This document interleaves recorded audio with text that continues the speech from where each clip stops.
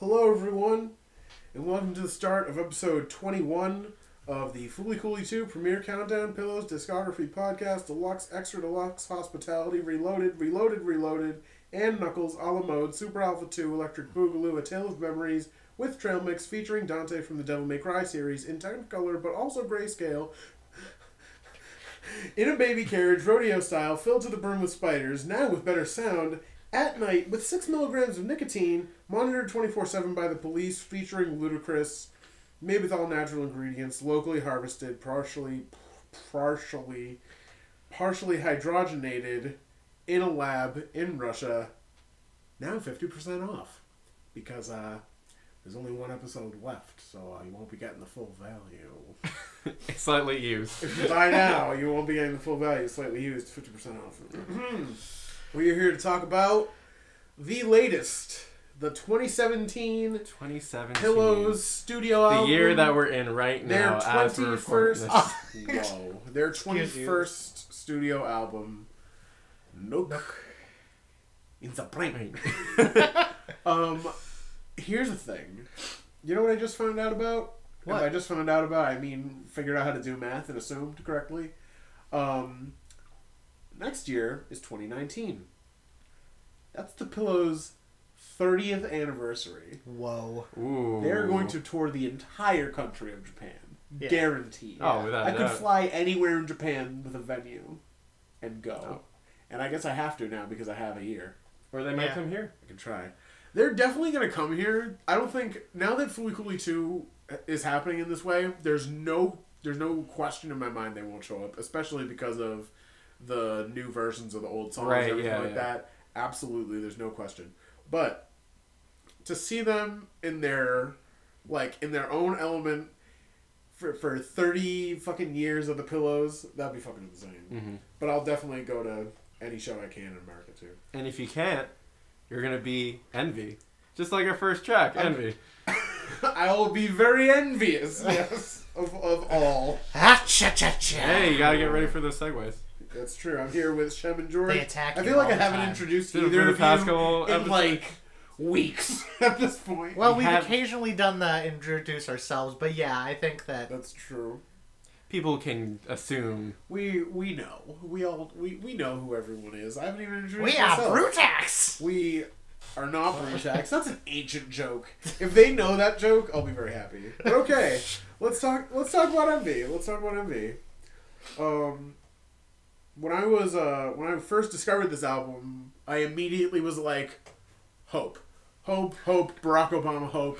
This is sick. I'm so ready. The Pillows are really, really doing something cool that I really enjoy, more so than I have for the past couple of years at this point. So I was extremely excited with this song. I mean, this sounds and smells brand freaking new. Like, absolutely. That just like, it's got yeah. the New new car album smell? Oh Yeah. yeah. This song kicks ass. It Like does. that's what I had about it. It smells like a new instruction booklet from your new GameCube game that you just took out of the cellophane.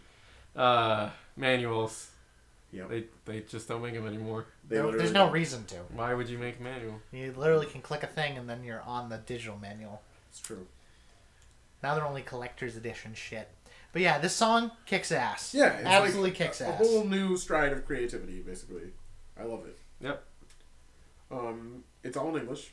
Yep. Pretty short. It's like a short album opener, and it's just there. Yeah, it's fun. It's good. Kicks ass. Yeah. Does the job. Next song, this song, "Be Your King" Osamani Nare is the it's like the main single from the album. It's the only one with a music video. Well, no, I think Envy has a short music video, and there's a promo video for Be Wild. But this one is like the main single off the album and everything like that. And it was cool. At first, I thought it was just like a slower, like Pillows love song type of thing. Well, I think that was just with the intro, which I like that. Yeah. Like the intro's really like stripped down. Yeah. But then when it gets further into the song, it's just really solid. Definitely the drums were on point for me. So. Mm-hmm. Yeah, and it's about like being the master of your own destiny. Yeah. Which is fun. Being able to rule your own brain, which that was good. That was good stuff. I love the soundscape of this one. I feel like the production was like really clean on this one. As and I was saying. And clean is not necessarily a word I would generally use to describe the production of the Pillows. Yeah. No. In general. Yeah, that's the thing. They were able to become like a clean alt band without failing at it almost. Right. You know what I mean? Like very it's in the same vein of success, in my opinion at least, as like Gaslight Anthem. You know what I mean? Like they're doing all the things, but they're doing them in, you know, like they're not doing them cynically. They're looking at this genre and saying this genre itself isn't shit. You just have to work it. Yeah. Basically. Mm-hmm. So that's what I liked about it a lot. Really good. Really fucking good. Hang a Vulture. When I first heard this song, until I knew more about like the details of the new Fooly Cooly soundtrack, there was absolutely no question in my mind that this song would be in Fooly Cooly 2 or 3. Do I think so now after all these trailers? I don't fully know, especially because now we know like the actual like head songs of both of those. So right. I don't know if that's fully true, but I felt it as soon as I heard it. I was like, this is almost 90s Pillows. You know what I mean? Like almost 90 Pillows, where the bass is just not mixed right. That too. You're not wrong. It was really throwing me off, and just kind of seemed like it was drowning out the rest of the instruments. For I was a fan of the crunchy bass. I thought it was. No, I mean, listen. There is a very deep spot for a fuzzy bass, but I don't know. I think you can separate when it's like just crunchy and fuzzy enough to like where it's just not properly mixed, and it's just. I agree that it felt like it outplayed the guitar definitely, but it. I don't know. I still like the drums and everything, so it was good. But I definitely know what you mean by that. Okay, what about Hold on, I do want to also say that I thought overall with like this one, I like the guitar and the vocals, and I like the crunchy bass, and on top of it, I also like.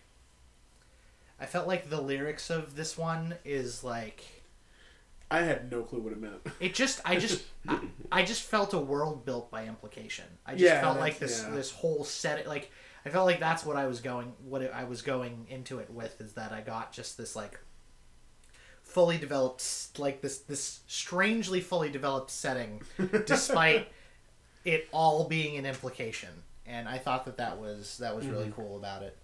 And I like to take note of that because I think that there's like really powerful examples of world building in songs sometimes, and it's usually not in obvious ones. You know what I mean?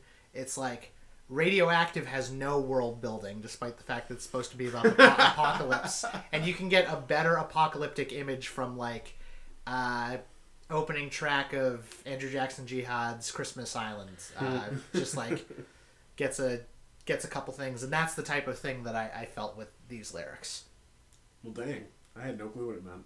It's just like, there's a lot of animals. But fair. Alright. What about Perfect Idea? I don't know what the song is supposed to be about either, but I just really like it. I mean, that riff just screams out, "Hey, we're the Pillows." Absolutely. Hey. And it's like everything's enunciated so crisply too. Like every line is just there, you know what I mean? I thought that the hook on this one was annoying in a good way. Like how on a lot of like how, not in the exact same way, but another thing that's annoying in a good way, just so you can fully know what I mean, is like David Bowie when he was doing Ziggy Stardust stuff, right? That was like annoying in a good way, right? Because he's just so up there. And this song is the good kitchen sink song, because they again do a bunch of musical things. But it isn't to the like over-mixed, everything turned up jug band level that the song from the other album was. But it's still them managing to actually like do musical ideas and put them high enough in the mix to hear them. So vocals, they blend so perfectly. You could say it's the perfect idea. No, but actually the song's unforgettable. Absolutely unforgettable track. I was very happy with it. And then there's Coming Soon. I really like Coming Soon. It's extremely... Well, no, you didn't say it right. Coming soon. Coming soon. You're not wrong. It was good. It's just like a huge earworm chorus and like just like the dance song at the show, you know. I love it. I felt definitely with this track that like it was meant to be scored to like a piece of animation. Yeah, or something. There's like definitely some like sound cues in it that just felt like you could see something. I would love for this to have a music video. Are we on the same show? I hated this one. No. Oh my god. I thought that this one was not great. I thought those triangle hits were mixed horribly. I thought they were like aggressive. And it's a fade out. They just put like they do they fade put a out. I bunch was of thinking things. when I was listening to it, it's like George song. George I just ain't didn't, gonna like this. I didn't like it. However, I really liked like the bridge in it, so it's not like completely terrible. I can just say that it was like it felt like it was quaint. Like it was quaint, and then there were terrible triangle hits, and then had a bridge that was honestly kind of godlike, and then it faded out, and I was just like, what did you do to me? Why are you here? I've been in for everything else, but man, was not a fan. I just thought the hook was so also purposefully annoying that I really liked it, and that's why I like the triangle hits, because they're just like like, you know what I mean? Like, oh, Woody the Woodpecker is in the studio. Oh, please no. Yeah. I can do a much better impression of that, but I don't want to right now. I can't. You never heard that. Okay. Yep. Coming soon's good. She looks like a newborn baby. She looks like question. Yeah. What does that even mean? Yeah. How does one resemble a lack of hair, some weird amniotic fluids. Amniotic fluids? Amniotic fluids. Yeah. Clearly about a cancer patient. It's definitely not. What a great way to do a tempo shift though. From coming soon, from Cooming Soon to this song, and then into Pulse, which we're not at yet, but like to look at those three, these three middle tracks, it changes tempo perfectly to get you there. You know what I mean? Spicy sentence sandwich. Oh god, the 9 venison chili burgers. But actually, I really like it. It feels experimental, but not incongruous. I agree that it felt experimental. I thought this one was okay. Just okay? Just okay. Yeah, I can see that. It's not like a complete slapper or unforgettable like some of the other tracks. Pyukumuku taking its innards out and making a giant okay symbol. I don't know if that's the best phrase to put towards when a track. I mean, I guess a banger, when you think about it, it's not the greatest thing to put, but like people use it. But I don't know, slapper just seems a slapper. The song slaps. The song slaps. It slaps. Slaps the newborn baby. You never heard, oh no! Don't slap the baby. Slap the baby. Do they still slap babies when they're born? I don't think so. I haven't seen a birth. Yeah, I've seen a birth, so I don't know. I thought the whole thing was they slap it so it cries, and then if it doesn't cry, then it might die because it's not breathing. I believe they have much more scientific tests than slapping the baby. Then use slap. All right. Well. Double slap. All right. What about Pulse? Pulse. That, I mean, it was pretty abrupt with the intro. Mm-hmm. It was just like, I think there's like just sometimes with like the pillows where, I don't know, maybe like the WAV files they get uploaded to the songs compared to like them being ripped from this album itself get kind of like chopped up because it just was like, and we're starting. Though the drums have been on point this entire album so far, so yeah, good stuff. Yeah, I would have thought the song is like super overwrought with all the melodrama if it weren't for She Looks Like Newborn Baby to kind of like switch it up. So that's why I really like the change in tempo of the album, because it makes this song work and you realize that it's not like super overly depressing or anything like that. It's just supposed to be about like, we're gonna protect each other and just chill in the dark for a little while. It's very chill. This one was Pillows by way of Coldplay and U2. No! No, don't What? tell me this. Listen, I'll Because take you to. that's what I will take you to. I think it was Pillow. The beginning, I think, was Pillows. I think sections of it were Pillows by Coldplay. No. I literally, you want to know what my fucking notes were for this one? What? Who dis? Mediocre spelled out in the vaporwave way with the capital letters and spaces, and then long as hell. Fuck, this was horrid. Another fade out. Rye.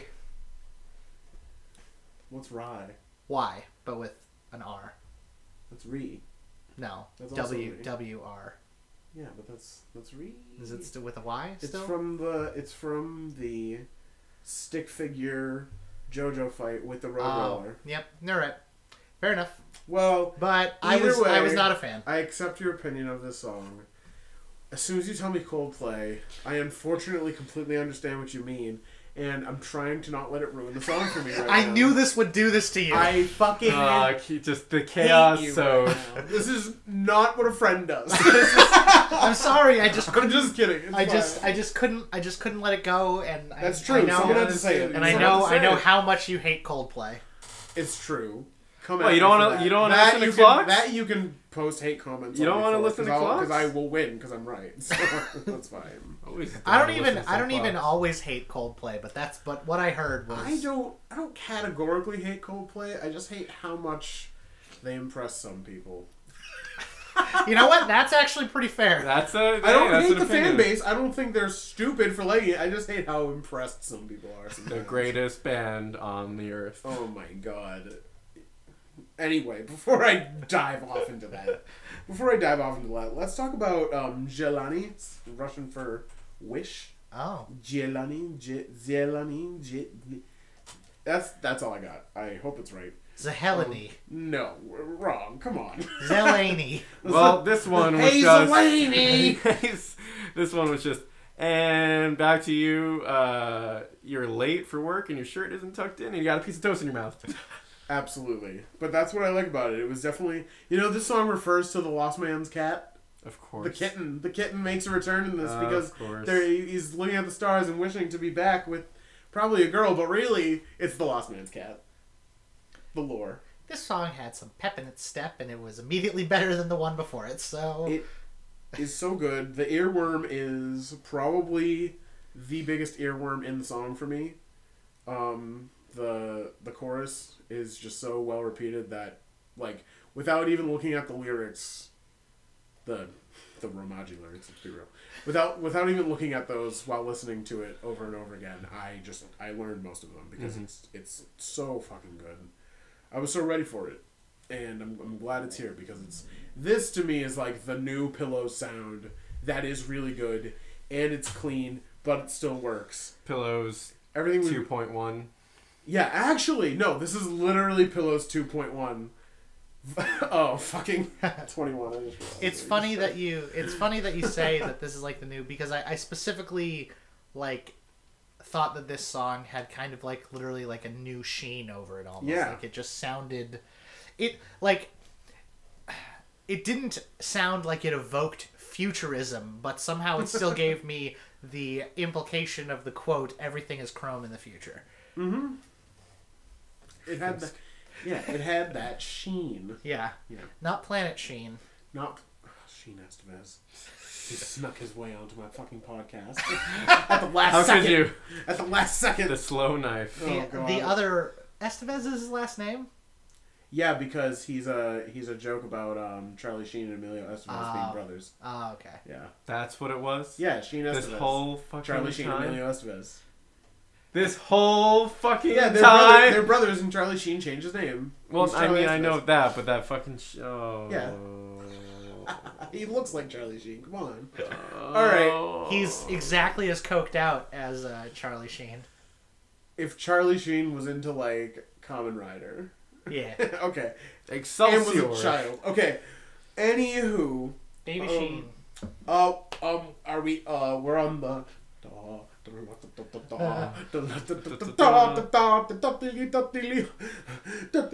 Whatever. Be Wild. Sick fucking song. The best song they've ever made. Not actually true. One of the best songs they've ever made. I have a hunch with Be Wild. I think they were recycling something. What? From some I don't know, but Wait, from one of their albums? Whoa. Well, what do you think of the song? I don't know, I liked it, but Yeah. like I couldn't shake like That? yeah, like what did they use? What did they reuse? That's fair. But in general, what did you think of the song? It was just solid stuff. I mean, you know, everything's been mixed well so far, clean and crisp, and just everything was just on point. It was just a solid song. I really enjoyed it. I just like felt, I mean, basically I just felt like I felt the like impression of the song that like made you put it in your Fooly Cooly video. You know? Yeah, like exactly. that's what It was so that's good. what I felt is I just felt that like driving force like to. It was great. The Be Wilds are great. Like the when they're just saying that love the ending, and I just I was a big fan. It just makes me happy to know that they really haven't lost what they were ever starting to go for. Like it's definitely always been there, and that's what made me happy to use that song. I totally can see that. I know the same experience with some bands when like when you followed a band for a long time, or like you've gone through a lot of their albums and you're really into them, and you see a dip for a little bit, and then like even if it's not like even if it isn't a full new killer album, even if you just get that one song that goes like instant classic, you know, like this is one that just makes me like remember why I love this band and everything like that. Yeah. Hell yeah. That's it. Best song. One of their best fucking songs ever. If you don't like this song, fuck you, die, go to hell, and get more moon dust in hell. And while you're down there getting moon dust in hell, yeah, you can get yourself some cool spice. Listen. I would... If someone locked me in a room and said, I'm going to make you listen to the Pills' worst album ever of all time, forever, and then they put on Cool Spice, I would be like, I got a few more years than you think. But anyway... At least it's not Uparts, was it? Ooh. Which song in Uparts? Oh, I'm just saying. In general, Oh, yeah. Uparts in general. Full Well, before we start talking about the other albums, that might be... We'll talk about that, because there is going to be a worst to best list. Yeah, okay. But we'll make that. We'll make that happen. Aniqua. Last song on the album. Where do I go? There she goes. Oh my god. Right at the end. Right to the end. Their last song. And you're still pointing out the similarities. That's hilarious. I didn't even think about that. I wasn't even pointing that out. I just... Oh. Yeah. Oh, I thought you were saying- trying to... Oh, Yeah, I thought you were about to... No. I honestly, though, wasn't a fan. No. This, for, like, placement-wise, like, Oh. just didn't fit, like... The last song is, like, a conclusion paragraph to an essay. That's fair. That's fair. And... I see how it's a little bit incongruous. Cite your sources! I see that. I think the song was, like, suspiciously written to be part of a much longer set list to then end the show on. You know what I mean? Like, more so than anything from Stroll and Roll planned out or anything like that. This song is like, this is how we're going to end the Nook in the World tour at every venue. You know what I mean? Which I think they did, actually. Yeah, I can see why it's a little weird to end with, because it's kind of completely different from what they did for the last, like, 3 tracks. But, I don't know. I liked it. Yeah, I liked it. I thought it just kind of kept getting more nuts.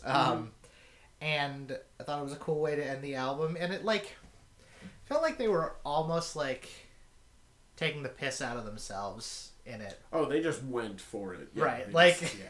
So, I dug it. I was overall very happy with how this album went. I like that song a lot. All right. Well, that about wraps it up. Let's do the bottom 2 first this time. I only got bottom 1, and that was Where Did I Go? Okay, fair. So that's fair. All right. What were the names of them? Because I'm sure you all know which ones. Bottom 2. Mine was Pulse. Coming Soon, and of course Pulse. Okay. Are my bottom 2. They both fade out, and they both just have bad things in them. Like, it feels like so much bad concentrated. Toxic bombs. I have 0. I have 0 bottom 2. I'll start the top 2. Literally the whole album.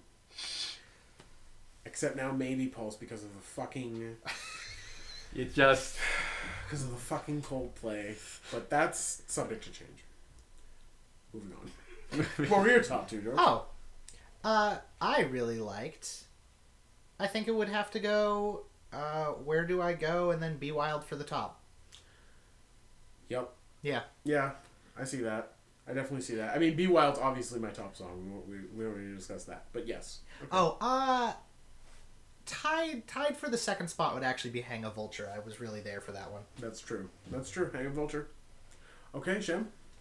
Be Wild and the second one. I didn't...